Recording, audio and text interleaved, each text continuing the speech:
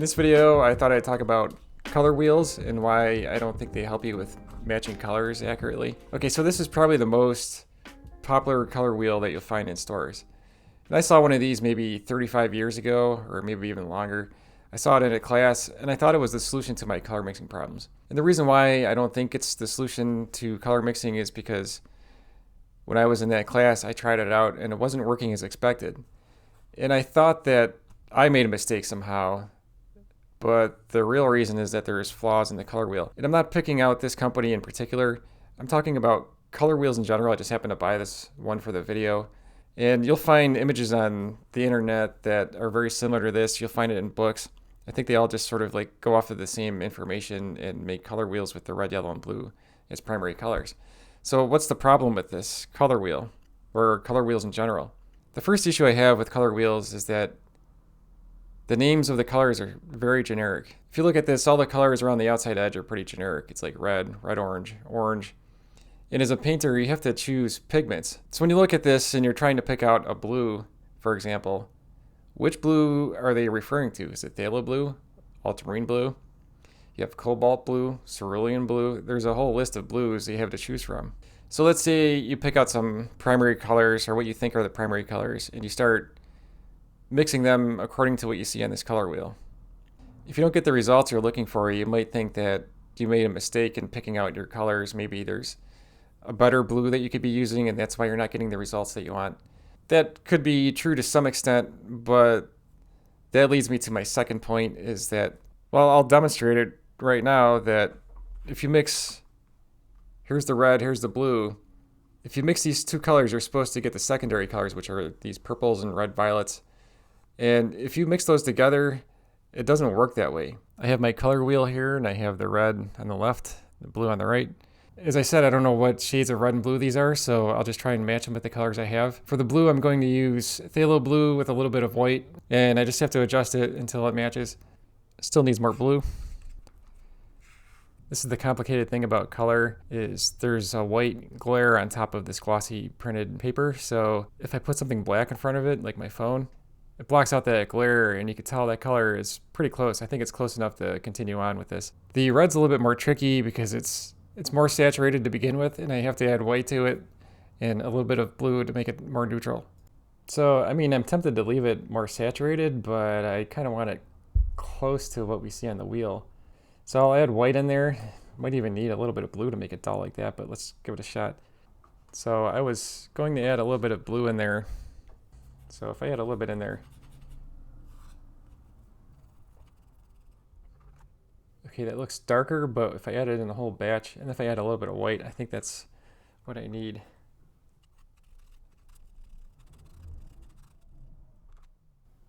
That's probably another issue, is the pigments that painters use are more vibrant or saturated than printing inks, so that's another problem with color wheels. That's looking good. I think the variation there is probably just like difference in glare. I need to make this part look like that, so I'll add a little bit more white.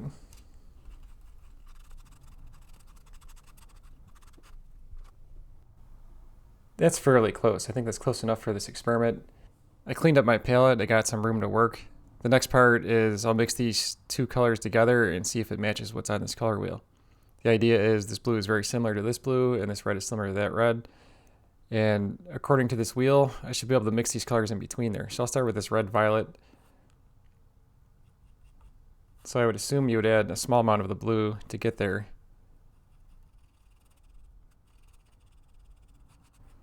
And it's just making this red a little bit darker, more brown. It doesn't look like this purplish color. If we're to take more of this and add more blue to it, it just turns more brownish. Like, that does not look like that red violet, and it doesn't look like the violet.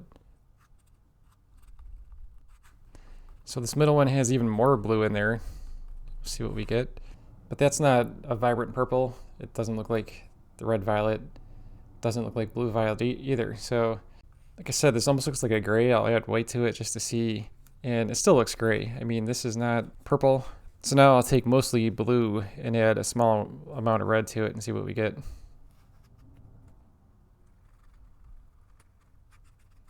The blue looks darker. It doesn't really look more purple. I'll add more in there just to see. You're going to want to hit the subscribe button and click the notification bell so that you'll be notified when I have new videos available. This to me looks less saturated than that blue violet. And it feels like the color wheel has a little bit more magenta in there than this. And I'm trying to get it in between these two colors here, so let's add a little more red just to see what we get. Maybe I'll split this up.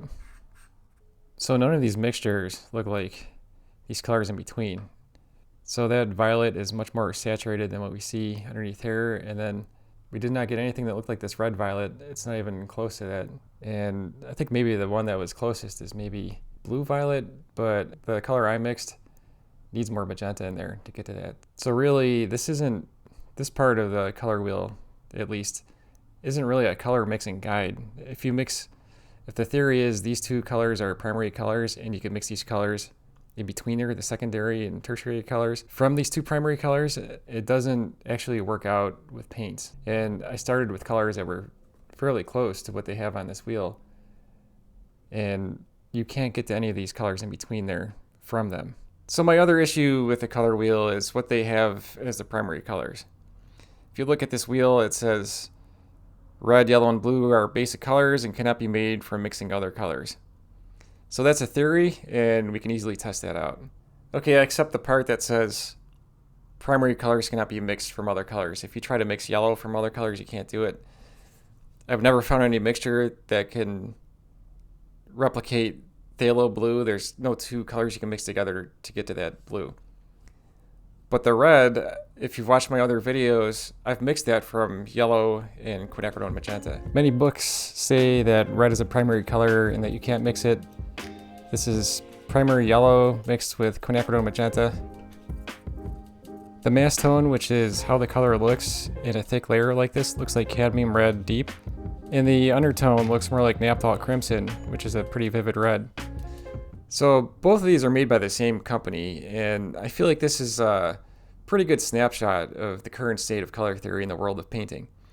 You got two competing color wheels here. This one is the cyan magenta yellow color wheel, and this is the red, yellow, and blue. And what's interesting is that on the cyan magenta yellow color wheel, you have yellow and magenta, and they show red as being a secondary color. So on one wheel, they say you can't mix red, and then on the second wheel, they show that red is a mixture of magenta and yellow. I think the key takeaway here is that this color wheel is probably more accurate, and that color wheels can be useful for seeing the relationship between colors, but I wouldn't take them as like a mixing guide for mixing accurate colors. On the back, they show the different relationships between colors, and you can use this to pick out color schemes. So for example, they have red, and the complement of that would be green. And a split complement is when you use red with the two colors on either side of the complement. But what you have to keep in mind though is when you add an additional color to the wheel, such as magenta, it shifts a lot of these colors over. So the complement of red on this color wheel is cyan, which is completely different than this green. And that also alters your split complements.